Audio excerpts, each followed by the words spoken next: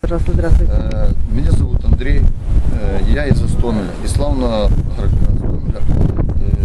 Третий раз участвую в боевых действиях здесь, на фронтах Украины. В каких местах вы раньше участвовали? В мае месяце попал в Славянск, я доброволец, я был сотни лева с Майданом, нас 11 человек. Приехал с Львовской 80-ка, гора Корячун. Вот. Потом второй раз в составе 11-го батальона, это уже лето, Дебальцево, Чернухина, Никишина, Фащевка. Вот. И сейчас третий раз Донецкий аэропорт. Вы участвовали в защите Донецкого аэропорта? Нет, мы держим первую линию обороны, которая... Аэропорт не наш. Что сейчас происходит на линии? Сейчас происходит... Была договоренность о перемирии и от отводе тяжелой техники с передовых.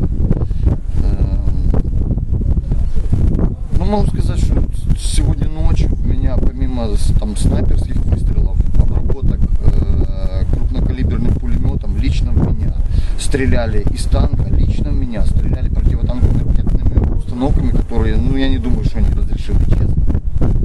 Они используются против тяжелой техники и очень большой серьезный калибр. Лично в меня и в моих двух товарищей. Вот за сегодняшнюю ночь. И обстрелов было, я вам скажу, 10. То есть вы считаете, что перемирие не существует на самом деле? Я думаю, что те люди, которые просто, это элементарный исторический факт. Владимир Путин, он ничего нового не придумал. Когда-то в нашем детстве, когда формировалась Украина, была и какая-то там Харьковская Народная Республика, была еще там всякие разные. Когда господин Ленин брал власть свою, брал Украину, он выбрал несколько лидеров, которые сделали банду группування, честно говоря, по Украине, сделал им республики, они их выдушили, выдаили, а потом их убрал. То же самое сейчас происходит. Украину отрывают маленькими кусочками для того, только чтобы контролировать. Вот и все. Все. Ее разделяют. Там сделали Донецкую республику, тут уже какой-то ХНР, еще какая-то хрень, извините. Делят и все. Вы считаете, что Европа и Америка нам недостаточно помогают? Я считаю, что мы сможем победить только в том случае, если нам поможет не Европа, честно. Не Европа. Европа боится. И, серьезно.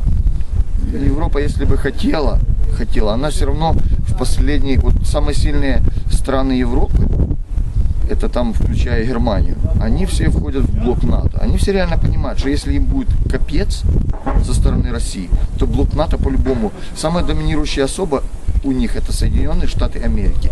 Сейчас сначала для того, чтобы поступило нормальное вооружение, нормальное обмундирование для этих военнослужащих, которые нечеловеческими силами держат эти рубежи, нужно, чтобы Америка дала им эту помощь. Украины нету. Украина очень маленькая для этого, для того, чтобы бороться с Россией.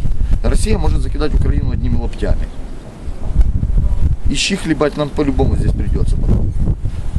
Нас сначала должны всех убить на передовой. Потом вся Америка потрясет рукой и скажет, а как же так получилось, сколько людей выкосили. Заодно умрут практически все, кто был там на Майдане, все активисты, добровольческие батальоны.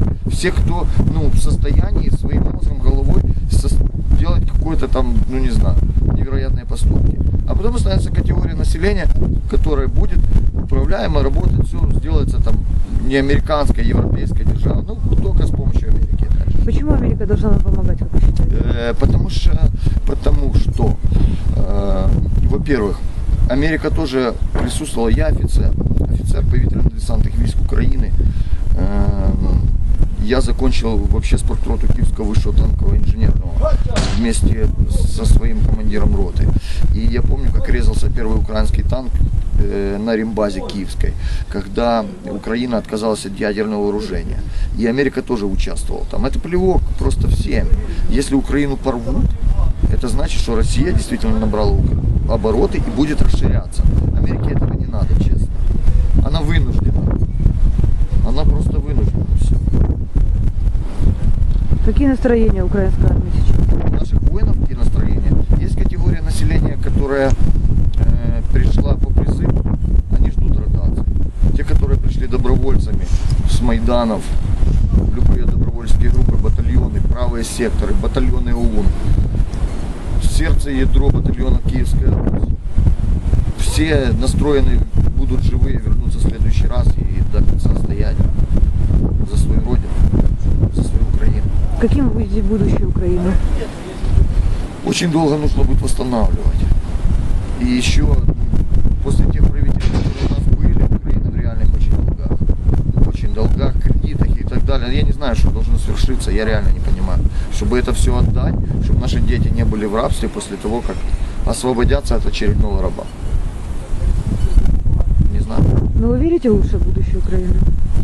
Ну, я не могу не верить. Я не могу не верить, не может верить, так не бывает. Лично вы зачем здесь стоите? Зачем вы пришли на войну? Здесь я зачем? Я не имею права быть не здесь. Я третий раз участвую в военной кампании. Я не имею права быть не здесь. Я научен, я обучен этому. Я могу защищать свою родину. Я должен это сделать для своего сына, для своей мамы, для всех людей, которые меня знают. Я просто должен